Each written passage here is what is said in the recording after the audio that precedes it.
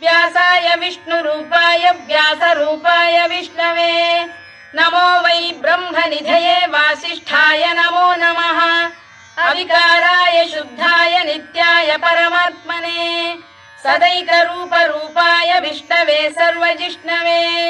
यस्य स्मरणमात्रेण जन्म संसारबन्धनात् विमुच्यते नमस्तस्मै विष्णवे प्रभविष्णवे ॐ नमो विष्णवे प्रभविष्णवे श्रीवैशम्पायन उवाच श्रुत्वा धर्मानशेषेण पावनानि च सर्वशः युधिष्ठिरः शान्तनवं पुनरेवाभ्यभाषत युधिष्ठिर उवाच